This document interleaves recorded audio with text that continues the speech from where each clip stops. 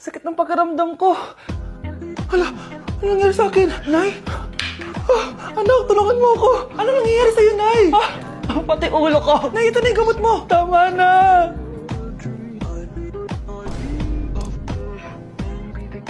Kala ko naman na paano ka na, Nay? Kaka-tiktok mo yan eh. Bakit? Ikaw lang ba pwedeng gumawa ng mga uso? Parang gusto ko rin gawin yan, Nay. Tara.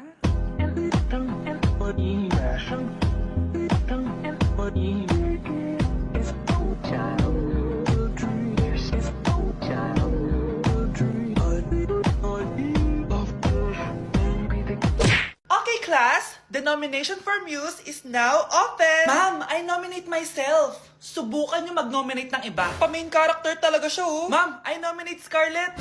Hala, maglalaban sila. Ooh, ang dalawang magkaribal. Ay, nako. For sure, mananalo ako. Let's fight fair and square. Okay, we have 2 candidates. Unang tanong. Anong meron sa inyo na wala sa kalaban nyo? Ang bagay na meron ako at wala siya ay yung mga mansyon namin. Mamahalin namin na sasakyan, mga luxury bags, for sure wala siya nun. Ang bagay na meron ako at wala siya ay ang mga taong nagmamahal at sumusuporta sa akin. My family, my friends. Walang kwenta ang yaman kung walang nagmamahal sa'yo. Oh, bird! For my final question, bakit ikaw ang deserving maging muse? Obvious naman, di ba? Maganda ako, sexy ako. Ano pa bang hahanapin niyo sa akin? I believe that being a muse is being a good role model. I am confidently beautiful to show the classroom, the school rather, that I have what it takes to be a good role model. And I thank you. We love you, Scarlett! Itaas ang kamay kung boto kay Cheska. Okay? Itaas ang kamay kung boto kay Scarlett. Okay, Cheska! Panalo ako! Pwede ka nang bumalik sa upuan mo. Meron na tayong bagong muse, si Scarlett! Deserve!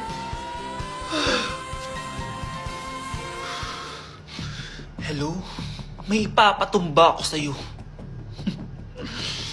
Okay, class. Magdi-discuss ako. Makinig kayo sa akin, ha? Oh, grabe. Ang ganda ko talaga. Masaya na naman siya, oh. Manda ka sa akin. Ma'am, di ba po bawal mag-makeup kapag oras ng klase? Si Scarlett kasi nagme-makeup po. Lu, pero pag ikaw pwede? Gusto. Ay, oo. Mamaya na yung makeup na yung Scarlett, ha? Makinig ka sa akin. Di na siya makakapag-retouch. Okay, class. 2 ang naka-perfect sa exam natin. Si Cheska. Expect ko naman na perfect ako, eh. At si Scarlett. Perfect din ako. Talagang nilalabanan ako ng babaeng to?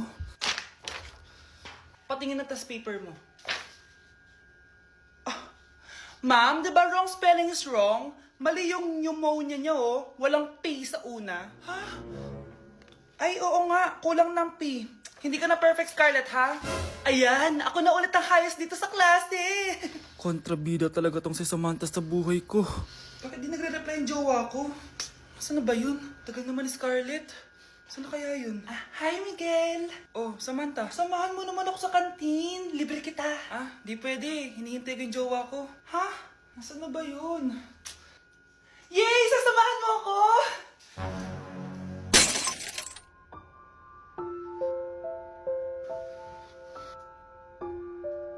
Ha? Wala naman ako sinabi! Scarlett? Mainis ka lang, dapat lang sa'yo. Lahat na lang kinukuha sa akin ni Samantha. Ibubunyag ko na yung sikreto ng pamilya niyo. Mga anak, nandito na ako! Babe, miss na kita.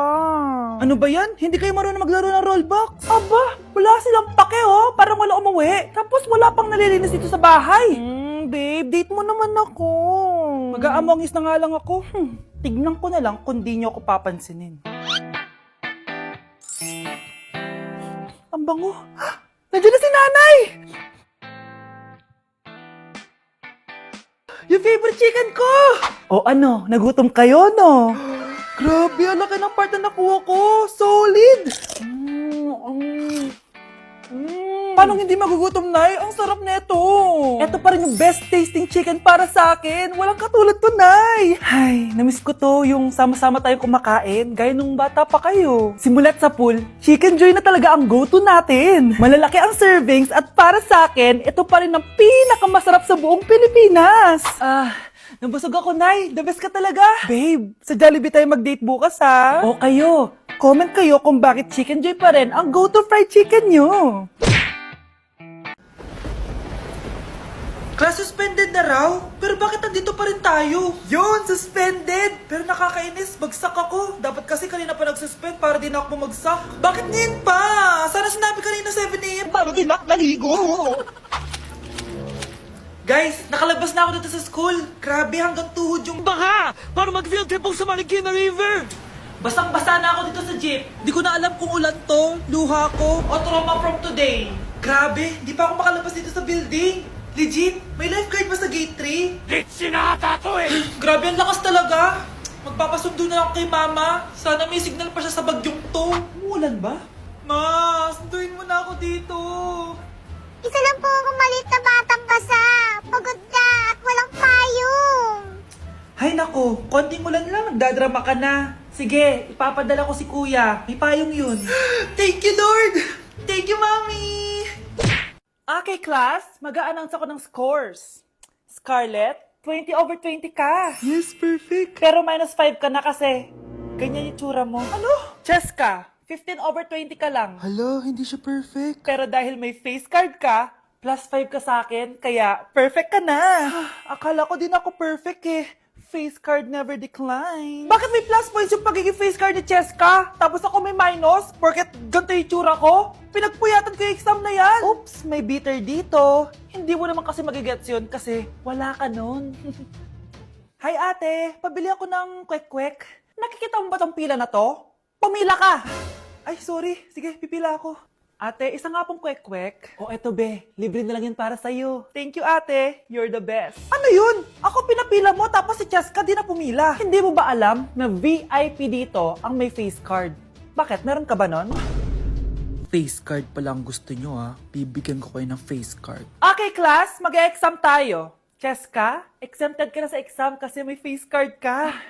Good luck guys ha, huwag niyo masyadong galingan. Ma'am, exempted din ba ako? Scarlett? Grabe ang face card. Exempted ka na rin, Scarlett. Thank you, ma'am.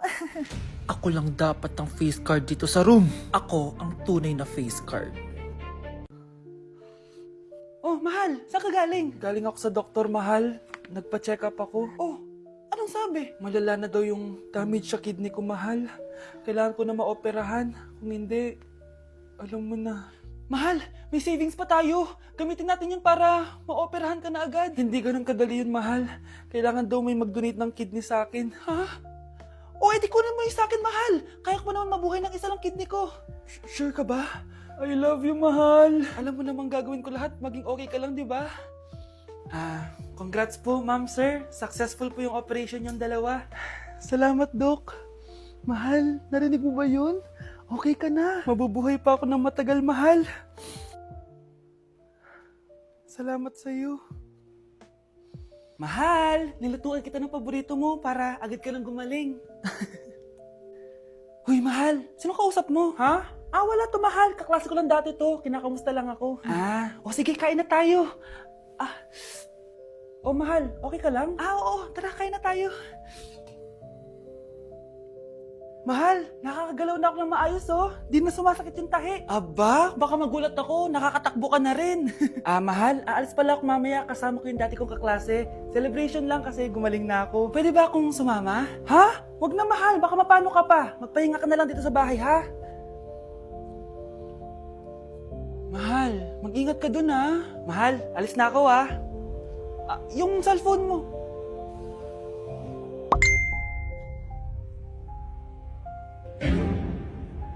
Sino to?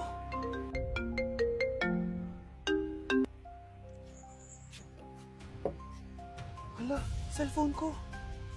Hello, babe. Papunta ka na ba? Miss na kita. Mahal, naiwan ko yung cellphone ko. Walang iya ka? May kabit ka? Sa teacher nating naging pangalawang nanay natin. Oh, Scarlett. Kanina ka pa tahimik. May problema ka ba? Ano po kasi, ma'am? Family problem lang po. Oh, kwento mo sa akin. Makikinig ako. Baka may matulong ako sa'yo. Nak, ang bababa ng mga scores mo sa akin. Nangangalib kang bumagsak. Ma'am, sorry po. Dami ko po kasing inisip na itong mga nakarang araw eh. Sige, pagbibigyan kita ngayon ha. Pero promise mo sa akin na babawi ka next quarter. Talaga, ma'am?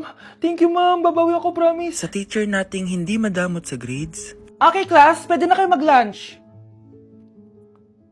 Oh, hindi ka kakain? wala po kasi akong baon, ma'am. Oh, eto. Kumain ka na oh. Salamat po, ma'am. Magsabi ka lang sa akin, Nak, ha? Hindi ka makakaisip ng maayos pag wala kang kain. Sa teacher nating nagbibigay ng pagkain, sa lahat ng mga teacher sa mundo na nagturo sa amin kung paano lumaban sa buhay, Happy Teacher's Day!